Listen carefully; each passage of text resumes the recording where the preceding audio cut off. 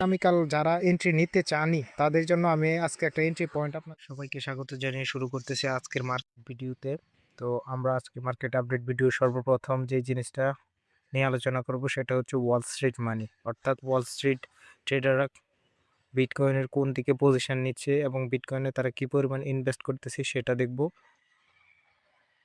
তো আপনারা স্ক্রিনে আপনারা দেখতে পাচ্ছেন এখানে বিটকয়েনের যে ইটিএফ রয়েছে সেটা কিন্তু ডেইলি যে ইটিএফটা রয়েছে সেটা কিন্তু প্রায় $89 মিলিয়ন কিন্তু ডিক্রিজ হয়েছে, যেটা 1,116K বিটকয়েন, যেটা হচ্ছে ডেইলি। আর আপনি যদি ওভারঅল দেখেন অথবা টোটাল দেখেন তাহলে সেটা কিন্তু $58 বিলিয়ন সমপরিমাণ ইটিএফ কিন্তু এখনো মার্কেটে পজিটিভে। তার মানে এখনো লং টার্মে মার্কেটটা কিন্তু আপ ট্রেন্ডে থাকবে। আর যদি আপনি আগামী গত কিছুদিনের দেখেন তাহলে কিন্তু শর্ট টার্মে এখানে কিন্তু সেল সিগন্যালের শর্ট টার্মে এখানে কিন্তু মার্কেটে ভলিউম কমে আসতেছে, অর্থাৎ মার্কেটে কিছুটা কারেকশন হতে পারে। তো আপনারা যদি একটু খেয়াল করেন স্ক্রিনে বাইন্যান্স এবং তার পাশে কিন্তু নেট যে আউটফ্লো রয়েছে সেটা কিন্তু এখানে দেখাচ্ছে, যেখানে দেখাচ্ছে 3.59 মিলিয়ন নতুন করে মার্কেটে ঢুকেছে বিটকয়েন।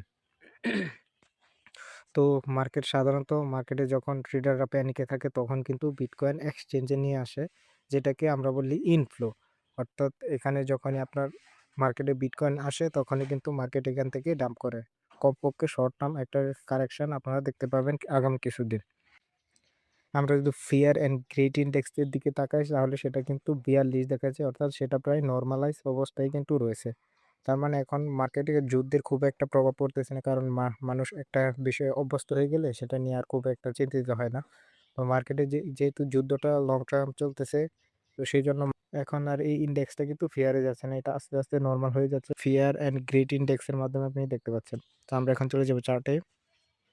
ভিডিওর মাঝখানে আমি আপনাদের কাছে একটা করবো, যারা এখন আমাদের চ্যানেলটিকে সাবস্ক্রাইব করেনি তারা অবশ্যই চ্যানেলটিকে সাবস্ক্রাইব করবেন আর পাশে থাকা বেল আইকনটিতে একটি ক্লিক করে দিবেন। আর আমাদের ডিসক্রিপশনে থাকা টেলিগ্রাম লিঙ্কে ক্লিক করে আমাদের অফিসিয়াল টেলিগ্রামে জয়েন করবেন। তো আমরা এখন আছি বিটকয়েনের ডেইলি টাইম ফ্রেমে এবং আপনারা দেখতে পাচ্ছেন প্রাইসটা কিন্তু হায়ার হাই তৈরি করে প্রাইসটা কিন্তু আপ ট্রেন্ডে রয়েছে এবং এখানে একটা ট্রেন্ড লাইন আছে, সেটাকে কিন্তু রেসপেক্ট করে করে প্রাইস কিন্তু উপরের দিকে যাচ্ছে। তো এই জায়গাতে সবচেয়ে গুরুত্বপূর্ণ যে বিষয় সেটি হচ্ছে এখানে ইকুয়াল হাই তৈরি করেছে প্রাইসটা, যার কারণে আমরা কিছুটা কারেকশন দেখতে পাচ্ছি। এটা কিন্তু আপনার স্ট্রং ডাউন মোমেন্টাম এই ধরনের কোনো কিছু দেখাচ্ছে না, কারণ মার্কেটটা কিন্তু তার যে প্রিভিয়াস লোটা রয়েছে সেটা কিন্তু এখনো ব্রেক করতে পারেনি। আর সবচেয়ে ইম্পর্টেন্ট যে জিনিস হচ্ছে আপনার স্ক্রিনে যে ইএমএটি দেখতে পাচ্ছেন এটা হচ্ছে 50 ডে ইএমএ। এই ইএমএটা যতক্ষণ পর্যন্ত ব্রেক না করবে আমরা এখানে স্ট্রং সেল মোমেন্টামের দিকে অগ্রসর হব না। তবে একটু লোয়ার টাইম ফ্রেমে যেরকম S4 আমাদের কিন্তু মোমেন্টাম খানিকটা শিফট হয়েছে, যেটা ইন্টারনাল শিফট, সেইগুলি আমি আপনাদের সামনে তুলে ধরবো। তবে ডেইলিটা হচ্ছে এখানে সবচেয়ে মেন।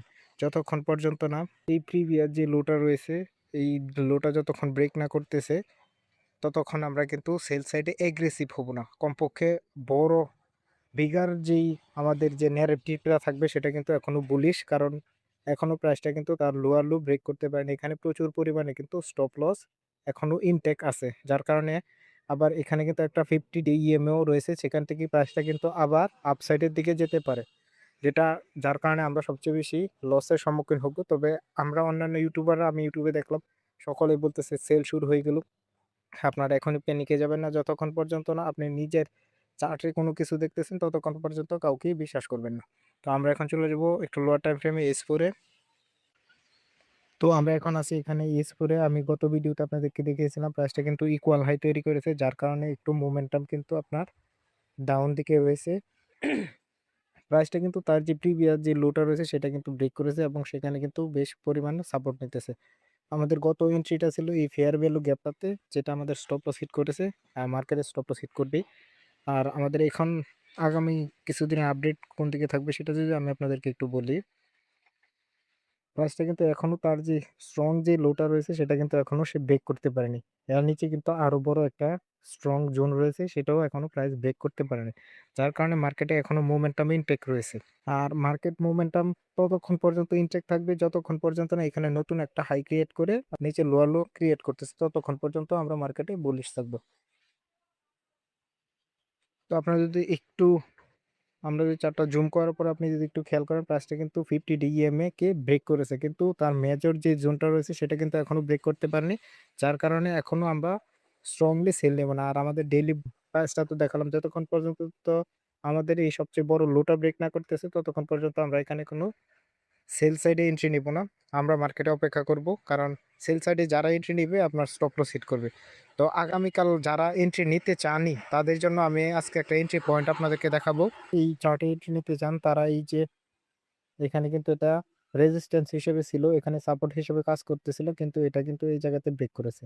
এখন সেটা আবার কিন্তু রেজিস্ট্যান্স হিসেবে সেই জোন হিসেবে কিন্তু সে এখনো কাজ করতেছে। তো আপনারা চাইলে যখন এই জোনটা নিচের দিকে ব্রেক করবে অর্থাৎ এই জোনের ইএমএ 50 কে যখন আপনার ব্রেক করবে আপনারা এখানে এন্ট্রি নিতে পারেন এবং স্টপ লস দিতে পারেন আপনার এই প্রিভিয়াস সুইং হাই অথবা এই হাই। আর আপনাদের ১ম টেক প্রফিট থাকবে আপনার প্রিভিয়াস লো অথবা এই যে সাপোর্টটা রয়েছে এই সাপোর্টটা। এটা কিন্তু খুবই স্ট্রং সাপোর্ট আর এখান থেকে প্রাইসটা বুলিশ হওয়ার চান্সেস কিন্তু 90% উপরে রয়েছে। তো আমি আশা করি আপনার মার্কেট আপডেটটি বুঝেছেন। আমাদের নতুন আপডেট পাওয়ার জন্য অবশ্যই চ্যানেলটিকে সাবস্ক্রাইব করে রাখবেন এবং আগামী ভিডিওর জন্য অপেক্ষা করবেন। ধন্যবাদ সবাইকে।